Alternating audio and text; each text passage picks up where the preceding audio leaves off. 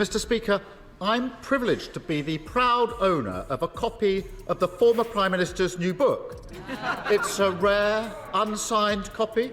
Going to turn something around, you have to do the hard yards up front. Don't look at a tough decision and then leave it for a year or two. So we're doing the tough stuff. She claims the Tory party's disastrous kamikaze budget that triggered chaos for millions was, her words, the happiest moment of her premiership. Did Keir Starmer just sabotage his own political future?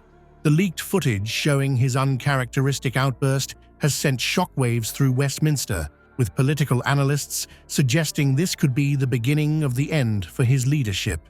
While Starmer's team scrambles to contain the damage, we've obtained exclusive insights from those who witnessed the meltdown firsthand. Their accounts paint a troubling picture of a leader increasingly isolated and struggling to maintain control. The moment that may define Starmer's political career began precisely at 7:36 a.m. with a phone call. Sources close to the Labour leader revealed he physically paled as he absorbed the information coming through his phone. The timing couldn't have been worse.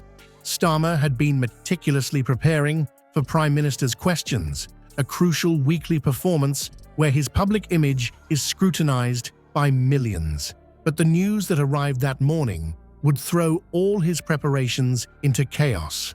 What exactly caused such a dramatic reaction? A devastating poll showing Labour's lead had collapsed to just 3 points.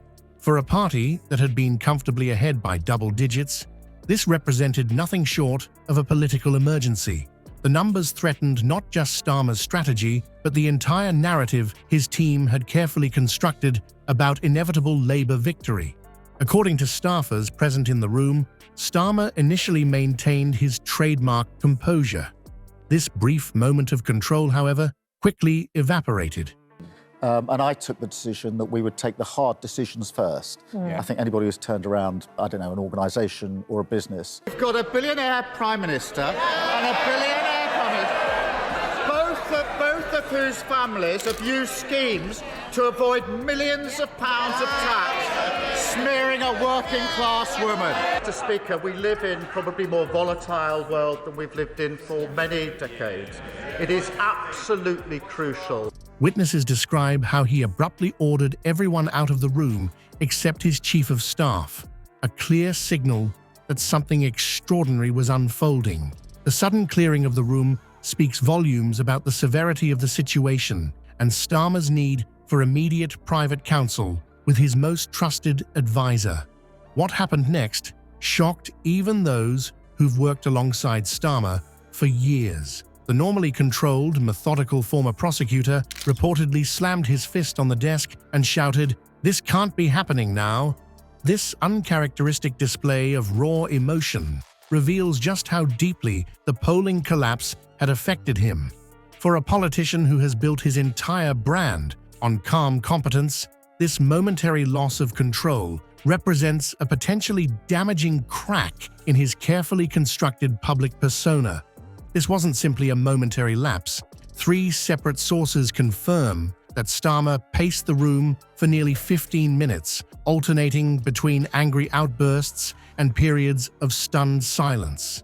The image of the Labour leader trapped in this cycle of rage and shock offers a rare glimpse into the private turmoil behind the public facade.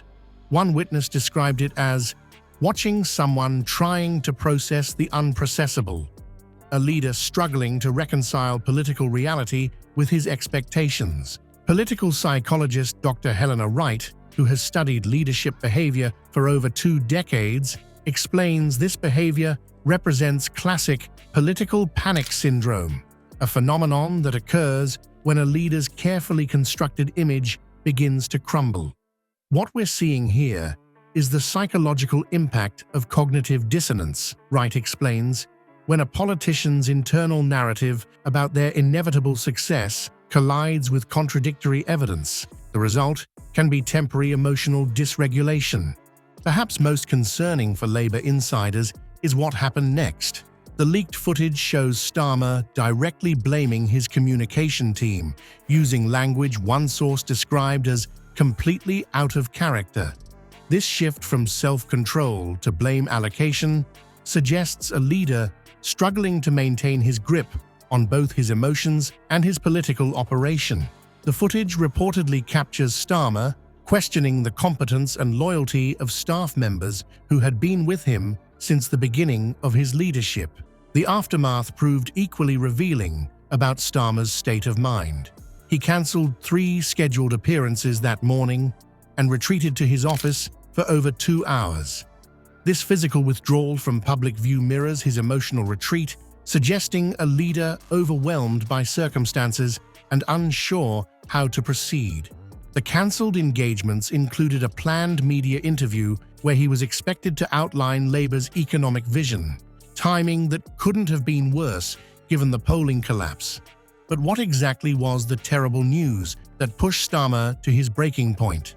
The polling collapse coincided with something potentially more damaging: leaked documents suggesting Starmer had privately endorsed policy positions that directly contradicted his public statements. These documents, circulating among political journalists, threatened to undermine the central pillar of Starmer's appeal: his perceived authenticity and trustworthiness. The combination of these 2 blows created what one Labour MP anonymously called a perfect storm of political disaster. On one hand, evidence that voters were losing faith; on the other, material that could explain and accelerate that very loss of faith. For a leader who had staked everything on being different from his predecessor, these revelations struck at the heart of his political identity. Political analysts now question whether this moment represents merely a temporary setback or something more fundamental. Leaders can survive bad polls or even embarrassing leaks, notes veteran Westminster observer Caroline Stevens. But what's harder to recover from is when voters believe they've seen the real you behind the mask. Starmer's reaction suggests genuine panic, and voters are remarkably perceptive about authenticity. The question now facing Starmer and his team is whether they can rebuild what this moment has damaged.